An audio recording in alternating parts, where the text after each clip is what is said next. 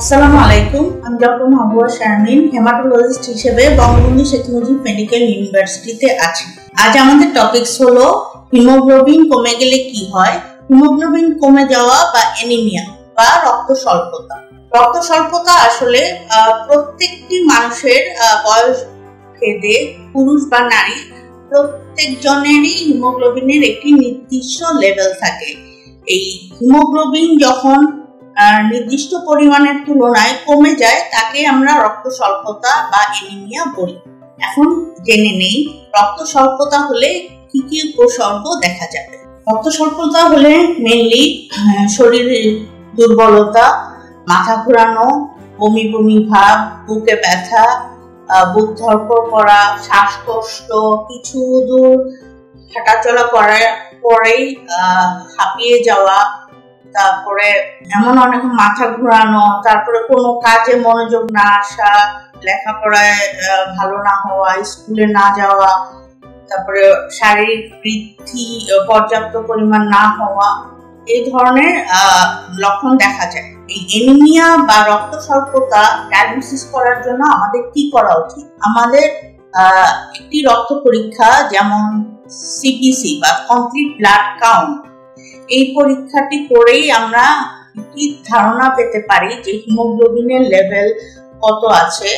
তারপরে আরবিসি পরিমাণ নরমালের তুলনায় কম বা নরমাল আছে কিনা এটি একটি ধারণা পাওয়া যায়। আর এর সাথে আনুষঙ্গিক যেমন হিমোগ্লোবিন আরবিসির সাথে ডাব্লিউবিসি প্লেটলেট এটা দিয়ে কি কারণে হিমোগ্লোবিন কমতে পারে এটি একটি ধারণা পাওয়া যায়। যখন আমরা প্রেসক্রাইব করি বা অ্যাডভাইস করি যে সিবিসি, তার সাথে আমরা প্রথম অবস্থায় সিবিসির সাথে পেরিফেরাল ব্লাড ফিল্মটাও দেখে নিতে হবে। সিবিসি আর পেরিফেরাল ব্লাড ফিল্ম করলে একটি ধারণা পাওয়া যায় যে কি কারণে হিমোগ্লোবিনটা কমে গিয়েছে। এখন আসি কি কি কারণে হিমোগ্লোবিন কমে যেতে পারে। ফার্স্টে হলো হিমোগ্লোবিনের কাজটা।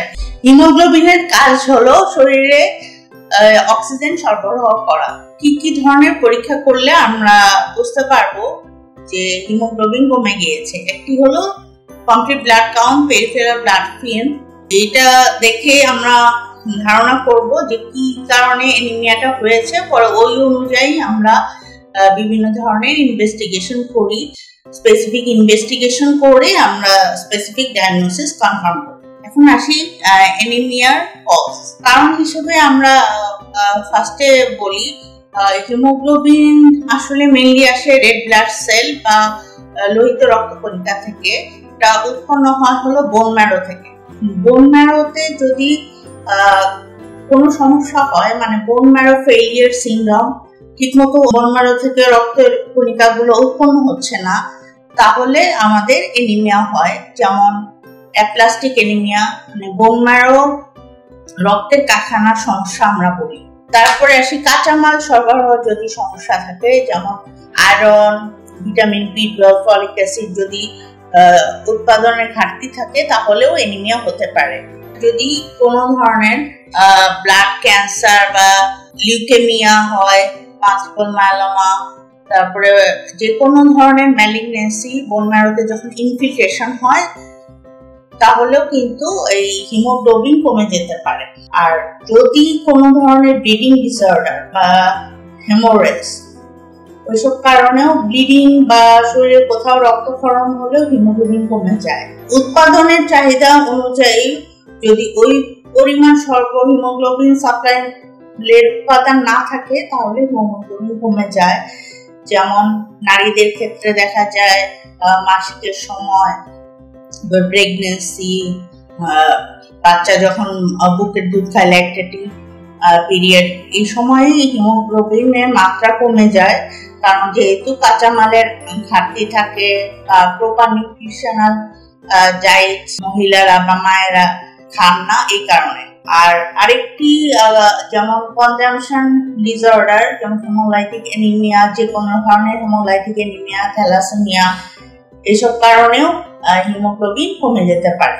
প্রথমে উচিত কি কারণে হিমোগ্লোবিন কমে গিয়েছে ওই স্পেসিফিক কজ খুঁজে বের করে ওই অনুযায়ী চিকিৎসা নেওয়া এবং যেহেতু হিমোগ্লোবিন কমে গিয়েছে, ওই স্পেসিফিক কজ আইডেন্টিফাই করে হেমাটোলজিস্টের শরণাপন্ন হওয়া। অ্যানিমিয়া শুধু কোনো রোগ নয়, অ্যানিমিয়া হলো রোগের লক্ষণ মাত্র।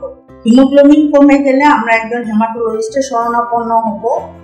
ম্যাক্সিমাম মানুষদেরই দেখা যায় হিমোগ্লোবিন কমে গিয়েছে, আমরা ব্লাড ট্রান্সফিউশন দিয়ে থাকি। ব্লাড ট্রান্সফিউশন দেওয়া আসলে কোনো সমাধান না।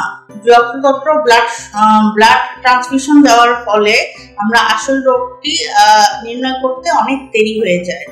এই কারণে যখন আমাদের অ্যানিমিয়া বা হিমোগ্লোবিন কমে যাবে, আমরা সিবিসি, পিভিএফ এবং প্রপার ডায়াগনোসিস করার ট্রাই করব। ধন্যবাদ সবাই।